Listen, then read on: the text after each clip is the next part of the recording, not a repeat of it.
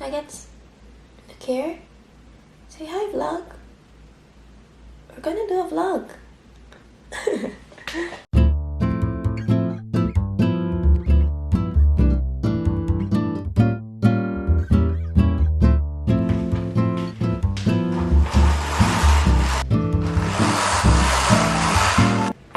Hi everyone, it's Francine and welcome back to my vlog. Wow, 2 years kong hindi sinabi yon. But anyway, naisipan ko lang i-film yung life update ko. And today, samahan niyo ako na mag-ayos. I'm gonna be English. Pupunta akong duty. May duty ako ngayon. Yun yung pinagkakaabalahan ko ngayon. And, ayun, magpe-prepare lang on everything. And makikita niyo kung paano ko nararaos yung everyday life ko.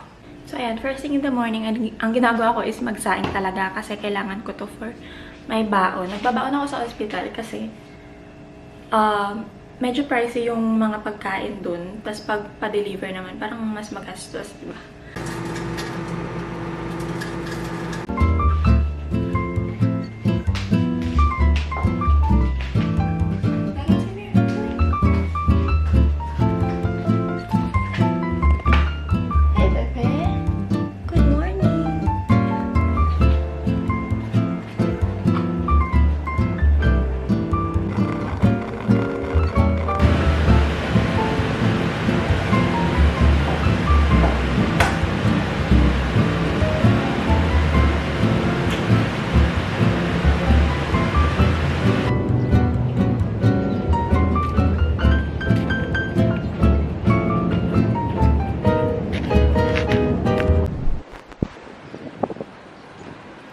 Quick walk lang kami sa labas bago ako maligo and everything para kahit papano tapos na yung mga ganap niya or feeling niya pagod na siya pag umalis ako. Nuggets, come here!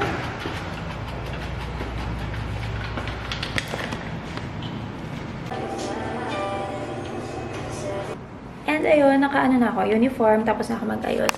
Ayan, ito yung OOTD ko everyday. Nagbabago lang siya kapag night duty, which is naka-scrub suit kami. And mamaya sa duty, wala akong masyadong malalagay na clips since bawal ang videos or pictures sa loob ng laboratory. Kaya wala masyadong update dun, okay? And mamaya na lang pagbalik ko ulit dito sa condo.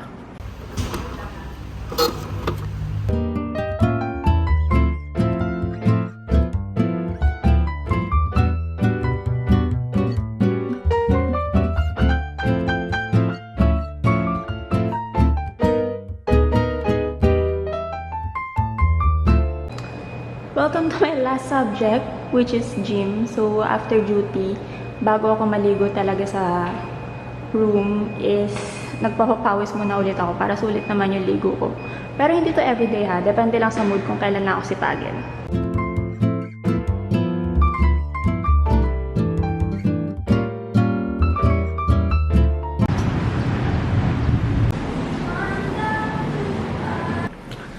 Good morning! It's the next day na. Hindi na ako nakapag-update kahapon. Anyway, dumaan lang ako sa Starbucks kanina. Ito na yung baon ko for lunch mamaya. Kasi hindi na ako nakapagluto. It's another day, another duty na naman. Walang kabago-bago sa buhay ko. And since meron pa naman akong konting oras, mag-aayos na ako for pagpunta ko sa San Pablo. Kasi uwi ako mamaya. Diretso uwi na ako later. Yung mga day offs ko, sinusulit ko talaga yun na makauwi kahit papano. Kasi sobrang bihira lang nangyari yung dalawang magkasunod na day off. And kahit yung mga ganun pinapatos ko na kasi sayang. And then, mag-aayos na ako ngayon para mamaya, alis na lang. So, ito yung mga baon. Baon niya. 3 diaper in case lang na may gala. Tapos, don't judge me. Napaka-arte kong fur mom, okay? May swimsuit siya in case na mag-beach kami. For more updates sa kanila, please follow nyo sila sa TikTok. Mas active sila doon. Tapos ayun, may hat pa yung swimsuit. Isang dress, para if ever, na magbisita iglesia kami. Meron siyang pang simba-simba. Ang arte, diba? Tapos may necklace din siya.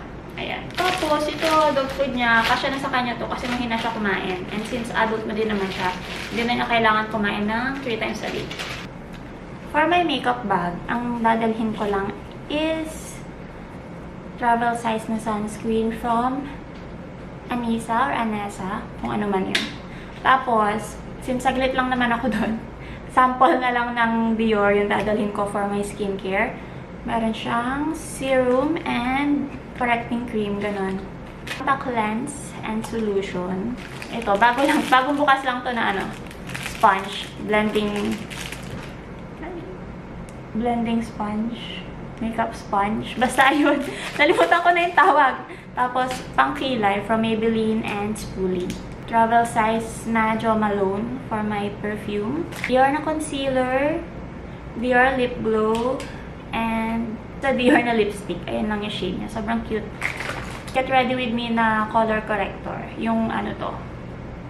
Deep peach. Kasi pag peach, lalagay mo siya bago ka mag-concealer. Mas okay yung kakalabasan niya. Hindi since super dark nung under eyes ko. Mas nakakatulong siya na mag-lighten.